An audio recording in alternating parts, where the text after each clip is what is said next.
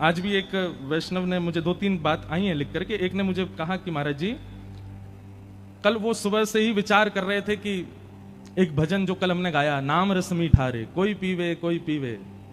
तो बोले महाराज जी, हम सुबह से विचार कर रहे थे, सुबह से ही उस भजन को सुन रहे थे और कथा सुनते सुनते बीच में ही घर वाले लेने आ गए।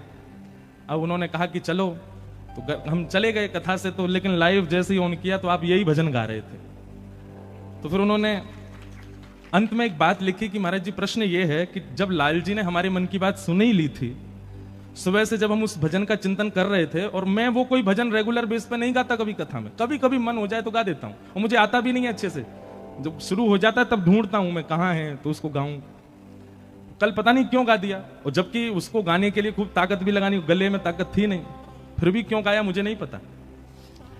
तो आप श्री ने अपने पत्र में अंत में लिखा कि जब ठाकुर जी ने मन की बात सुन ही ली थी तो फिर पद तब क्यों नहीं गवाया जब मैं बैठी थी, जब हम चले गए पंडाल से तब ही क्यों गवाया। देखो, प्रेम का एक स्वरूप होता है। जैसे बहन भाई, सब लोग इधर देखो, बहुत ध्यान से सुनो, आवाज आ रही है ना सबको, बहुत ध्यान से सुनना। प्रेम का एक स्वरूप होता है कि हमारे प्रेमी को जो प्रिय होता है, यदि उसकी अनुपस्थिति में वो वस्तु आती है तो हम जबरदस्ती उसको चिढ़ाने के लिए उसकी अनुपस्थिति में उसका उपभोग करते हैं। जैसे कभी कभी किसी की एकादशी होती है और एकादशी पर जो लोग एकादशी नहीं रखते, वो जानबूझ करके वो सब्जी बनाएंगे जो एकादशी वाले को प्रिय है, वो तो खा नहीं सकता, तो उसको दिखा देगा खाते हैं, देख। तो सामने वाला क्या होता है, वो मचल जाता है, वो थोड़ा चिढ़ जाता है। ये लेकिन चिढ़ाने के लिए नहीं, ये कोई प्रतिस्पर्धा नहीं है, ये प्रेम का एक स्वरूप है।